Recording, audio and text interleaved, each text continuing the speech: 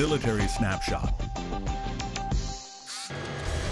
The American military has long recognized that for soldiers on the front line, reliable communications and the rapid transmission of secure data can mean the difference between life and death. For this reason, the U.S. Army has adopted several cutting-edge technologies to develop an integrated communications network known as the Tactical Internet. The Tactical Internet is comprised of a wide area network and a local area network. It connects CPs like you see behind me here all the way down to vehicles and platforms into the company level down inside the brigades, and it crosses the entire footprint of the division across the entire battlefield. It connects your command and control systems like your MCS, which can tell you where you are on the battlefield and where the units are and the frontline trace of the units are, all the way down to intelligence reports and all the way down to where your supply folks are. It comprises the entire division across all functions across the division. Today's battlefield is not like the battlefield of yesterday. There are no fixed front or rear lines. What we have, the buzzword, is an asymmetrical battlefield, which means that we have smaller units doing more in a much larger space. Because of this, since there is no front or rear, the digital enablers that we will talk about later in this series all play a major role in giving the decision maker instant information to make decisions that can influence the battle. The lower tier of the Tactical Internet is the Single-Channel Ground and Airborne Radio System, or SYNC-GARS. This lightweight soldier's radio is often called the tip of the spear since it is carried by a large force of dismounted troops.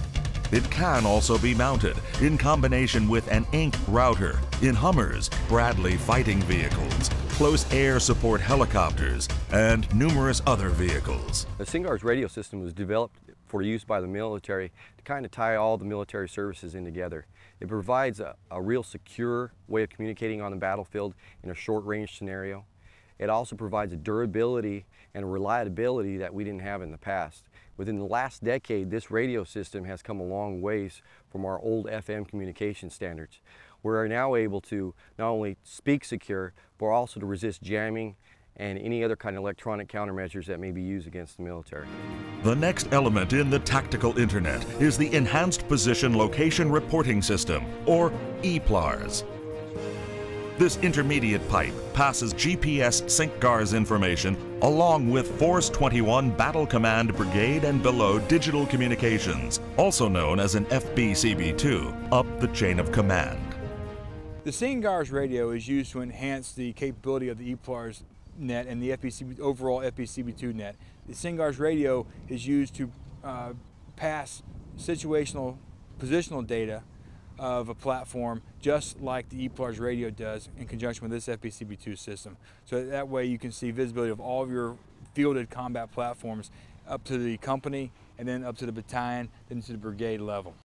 The SYNC-GARS radios, INC router, and EPLARS work in conjunction with the Near-Term Data Radio, or NTDR, to funnel large amounts of communications data to the command centers.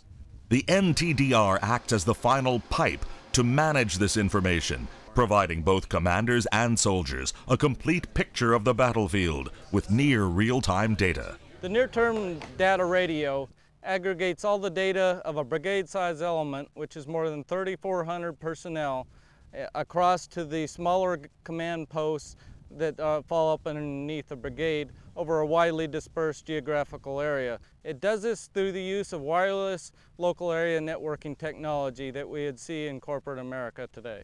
In areas like Afghanistan and Iraq, the Tactical Internet has performed magnificently.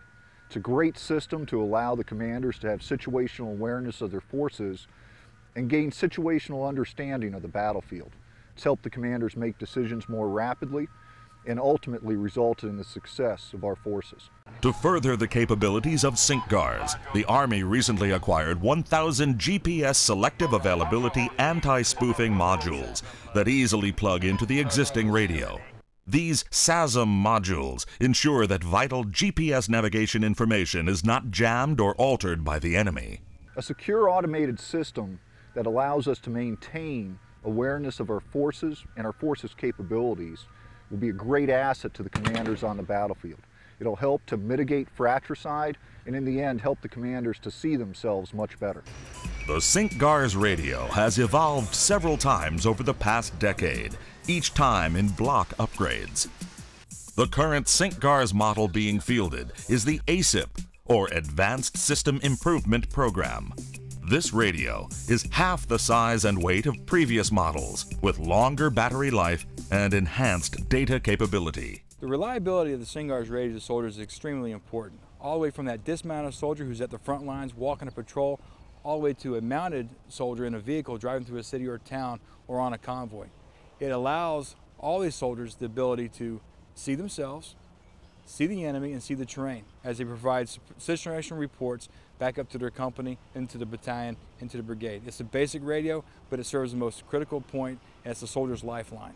One of the core elements of the tactical internet is FBCB2 Blue Force tracking for ground and air platforms, configured with either EPLARS or long-range L-band satellite communications. Using similar satellite technology, the Movement Tracking System, or MTS, connects combat service support vehicles to their command centers, as well as feeding vehicle positions to the tactical internet. We have found that in the current area of operations, both in Iraq and Afghanistan, the extreme distance that the line of communications that we're operating over, absolutely demands that you use new technology such as BFT or MTS, which capitalizes off the use of the satellite. And this provides coverage throughout the entire area of operations.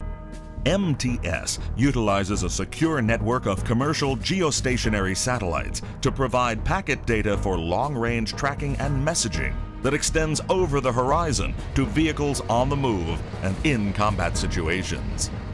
The Movement Tracking System has two configurations, the control station and the V2 mobile unit. MTS is analogous to FBCB2. It's a similar type system, but they don't connect together traditionally. FBCB2 is a land-based, terrestrial-based line-of-sight system, whereas MTS is a satellite-based system, similar to that of Blue Force tracking that's mounted in different types of platforms that we have within the division. The real value added for MTS is that it allows the G4 and the logistics planners and logistics soldiers the chance to track all the movement of all logistics platforms as they move across the battlefield, to track convoys for fuel, for supplies as they move in and around the battlefield. It allows them also the ability to message those platforms. They can be tracked from a command post that you see behind me here through a BCS-3 system where they can see in a fixed location, but also works on the move in the vehicles, mounted in the vehicles where they can message each other as they cross the battlefield. By providing command and control centers with an accurate, continuously updated digital picture of the battlefield, commanders can exchange critical data with their troops in near real time. Key logistical information that passes between troops in the field and the command center historically and even today has to do with where on the battlefield is the equipment, where are the supplies, where are the other assets that are logistical in nature that the commander needs to know. One of the things that we've found with our experience in Iraq is the ability to use both BFT and MTS as a backup comms device, which also allows their use for such things as medevac. One of the other things that's an enhancement that we're putting into the field shortly is the ability to track with RFID technology in MTS. And what this allows the commander to see is not only where that vehicle is, but exactly what's on that vehicle. Is it key parts, is it ammunition, or other stocks that can influence the outcome of the battle? BFT and MTS have consistently provided near real-time communications for our troops through harsh environmental conditions like dust storms, blizzards, and blistering heat. For this reason, both U.S. and coalition warfighters during Operation Iraqi Freedom and Operation Enduring Freedom have relied on BFT for the dissemination of battlefield situational awareness, while MTS has become the essential communication system for convoys. Reports indicate that MTS is a value-added platform for the entire logistics community. It's used widely in theater, and we've been able to incorporate visibility over those platforms that are currently in theater into our training program as we prepare ourselves and our logistics soldiers for redeployment back into theater. The tactical internet, while it won't change the way commanders make decisions, will give them the situational awareness even in difficult conditions to make those decisions that he has to. In environmental conditions such as extreme blinding sandstorms, rugged mountainous terrain, or even in dense urban environments where he may not be able to see his forces on the battlefield visually, he can still gain the situational awareness of where they are through the tactical internet, where the enemy is, and be able to make those timely and accurate decisions he needs to dominate the battlefield and destroy the enemy. The battlefield environment is harsh on both our soldiers and their communications equipment.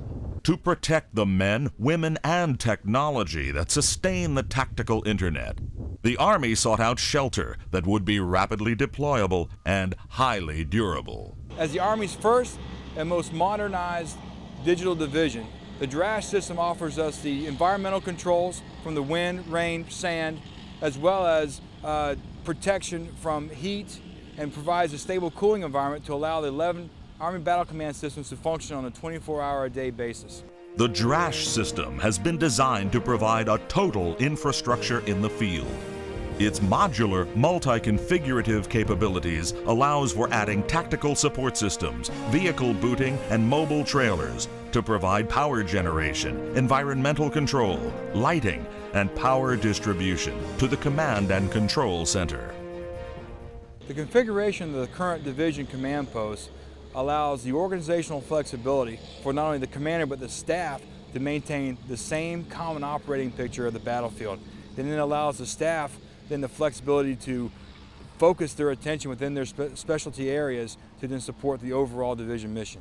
The tactical internet and the systems that support it continue to evolve. And as both American troops and our allies acquire and utilize battle-sensitive data at a speed greater than our enemies, they are able to make sound tactical decisions that will ultimately increase mission success and save lives. For more information about military technologies that protect and aid our soldiers, please visit www.army.mil.